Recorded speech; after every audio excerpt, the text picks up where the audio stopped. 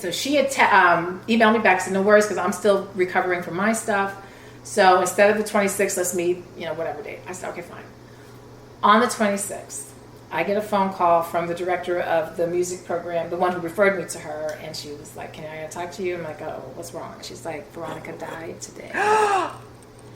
I'm like, what? She's like, she died today. She had a pulmonary embolism as a result of that surgery, and she, at 33, 34 years old, passed out and died. I'm like, and the moment she told me this, while obvious, I was in shock, but what the first thing I felt, God was like, you now have an angel, go do this.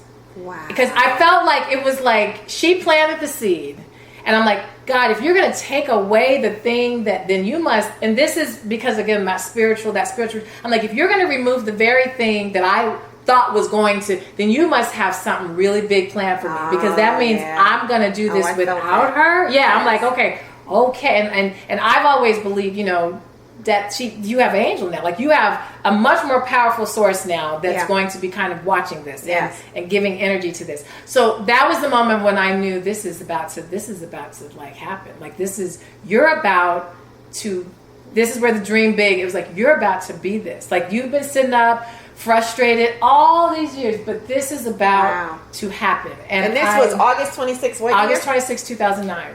Yeah, so that was 7 years It's almost ago. been 7 years. Almost. And so I went ahead and went to my recording session, and every week I would meet with this guy named Liddell.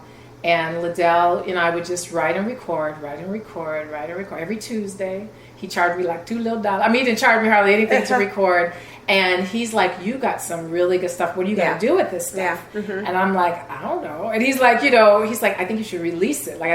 He's like, but you need a producer, like somebody who can take, because these are good scratches, but we need somebody who's going to now take it to the next level. And I'm like, well, and he's like, I know the guy to do this for you. His name is Maurice Joshua. He won a Grammy for redoing Michael Jackson, this. And I was like, well, here we go. I can't do that. Right, I'm like, that's nice, but that's not going to work. Like that's, I said, well, you maybe eventually. So again, I was just like, maybe eventually. He's like, well, at least you should maybe meet him. And I'm like, yeah. Anyway, and I was starting to kind of step away. I took spin class every week, or 2 days a week at LA Fitness, and there was a guy on Bike One. I only know him as Bike One guy. You don't know names of people you work at. I'm just, I know that's Bike you all the time. I'm gonna be on Bike 2. That's my place. I know where to go because you're there. So I don't know any more than that. One day I'm in the studio with Liddell. Liddell had a flyer on the floor of a party, some house music party DJ thing. And I see a picture, and I see the guy that's Bike One. I was like, I said, that guy is in my spin class. He's like, that's Maurice Joshua. That's the producer I've been telling you need to meet. That's the Grammy Award winning producer who's worked with Beyonce, R. Kelly, Michael Jackson. Who's Bike One? Yes. I'm like, you've got to be freaking kidding me. He's like, I'm with him every Tuesday, Thursday. I literally, and he's like, you're kidding. I finally go to spin class, introduce. He's like, oh my God, yeah, my boy told me about you. This is how that works. But see, it's amazing for you as I listen to your journey. You had all these journey helpers, right? Yes. Coaches, instructors, teachers. Mm-hmm. And whenever you said, no. They're like, yeah. And then here, even after your spiritual retreat. So now it's not someone saying, yes, Kenya, this is what you're going to do. Now it's God ordaining. He is setting this up. Yes. Because Liddell wasn't that person that could say, yeah, you're going to do this. Right. Wasn't mom, wasn't teacher, wasn't that person that had order over your life or someone that authority that you would listen to. Right. So now you open the door with the spiritual retreat. Right. That's how I look at it. Right. And your spirit is now open. Yep. You're now saying yes. Yes. And so now I just got to... And now everything is flooding. It just, that's really been since that moment. I started working with Maurice, and all those tools, all those classes, all those auditions, all that discipline, all that I could apply, to make this work. And so honestly, he taught me, this is how you release music. This is how you whatever. And we released an EP. I still was working, and still. But at that point, I finally said, you know what? I think I could do this like full time. I can do this. I can. And now my husband has seen me. Certain friends I've now performed, so now they're like, Kenya, what is this? Like, where did all this come from? Right. Oh, completely. Right. And that's where the friendships really changed, because I remember the first time I performed was at Prairie State. I had to do a little recital, and I played and sang, and I invited, and I know everybody that I invited was probably like, oh, let's go see the little thing. And I can't stand when they say the little thing. Kenya's got this little thing. Little thing, right. I'm so offended by the little thing. Afterwards, I got a standing ovation, not because I think it was so good, but because people were in such shock. Like, you actually do this. Like, this isn't like this is for real, right? This is for real. And I'm like, no, it's for real. And so that, once I started getting into that and the real me, now I'm getting more comfortable with this, then those relationships all started to change. So all of that, it's just all been building blocks since then. And then I made up in my mind after I had released my CD that I finally said, I'm only gonna live one time. Like, I need to make this is it. This is what I'm supposed to do. And when did you make that decision? After the EP was released? Once the EP was released and people are listening and people are like paying me to sing, I talked to my husband. And we were doing much better. We had done couples counseling, and now I'm healing. So now I can be present. I'm not irritable. Everything you say. Well, and part of it too is because now you are stepping into who your authentic self. Absolutely. And so now you're not bucking. You're not, because it's like when they say a car accident happens, right? Mm-hmm. When the person who's intoxicated, mm-hmm. they don't know to kind of tense up, right?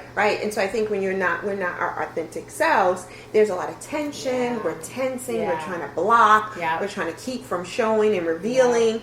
But when we have stepped into, even if you're at the beginning of stepping into it, so I go back to that text or the messenger that I sent to you when I was in not New York, I was in Atlanta, and I can't remember everything we talked about, but I remember asking you when or how long have you been doing this, and you shared there's always a beginning of it at some point, but that doesn't mean you have it all together. Oh no, that was just the beginning. But what it showed me, and what it constantly shows me, my faith and my trust in God and universe and power is, it's 100% now. And so I allow myself to get in really uncomfortable situations because I trust. I know that, I've watched God do this. I've watched him show me, I got this, but I got this, but you got this. Like, it says like, I got it and you got it. So you have to do. Because you have to show up too. Absolutely. 3,000%. And you have to be ready too. You got to be ready. So, you gotta, and you got to be ready. So that means you got to develop, And so when I meet other people and I'm like, you're not ready yet, and that's okay. But you need to then work on the readiness and at least become aware of that. And so, but I think it's a problem though sometimes for a lot of people, and as women, we are very talented, and sometimes we haven't even discovered the talent that's within. Right. But we still believe that if we don't have it right, then that means I'm not supposed to do it. Right. And so you need those journey helpers. When I was in college, I went to an HBCU too. I went to Clark. Mm-hmm. And I had not the same journey, but similar, right? Mm-hmm. Knowing that naturally being a writer, it was born this way, but didn't have the parents or the people to help me to really stand in that destiny. Right.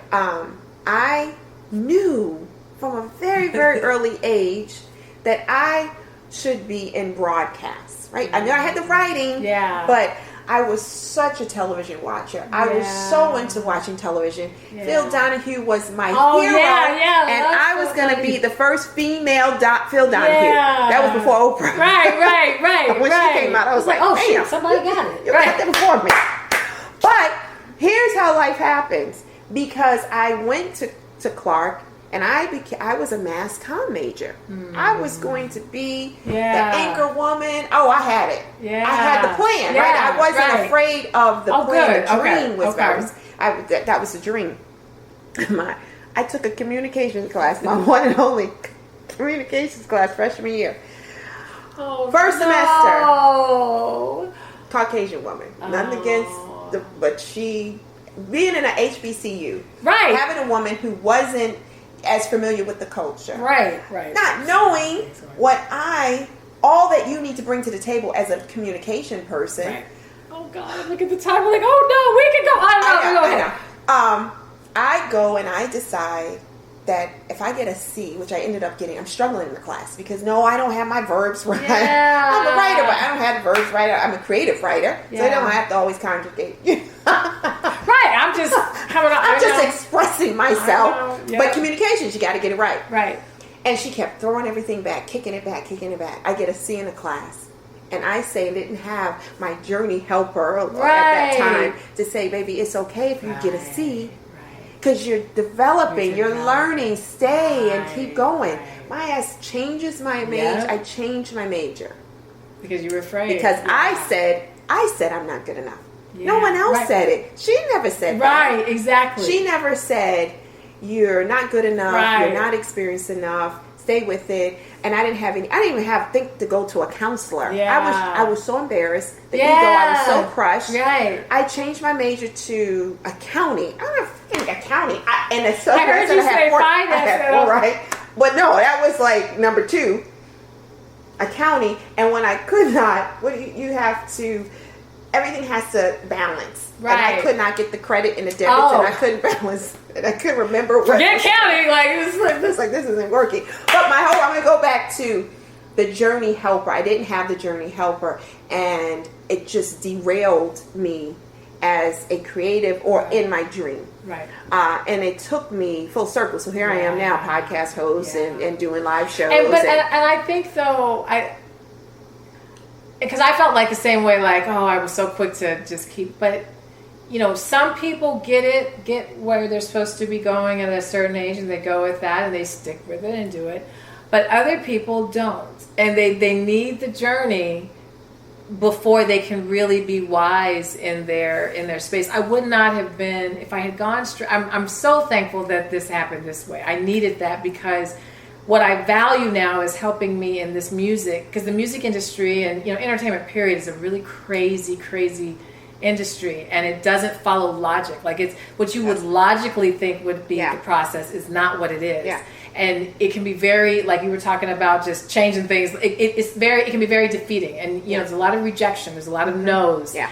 And had I not gone through and had my faith and spirituality and had these different teachers, those no's would have probably shut me down, and I would have really.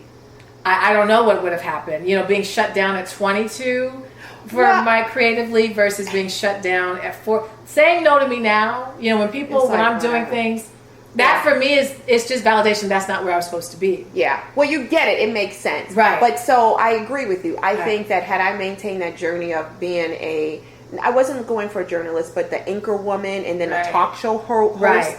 And I would have been a different Lavelle or LSH stepping into that place. Right. I would not have been the confident, secure, faithful, knowing what I'm doing. I wouldn't have been on purpose. Right. I would have been this.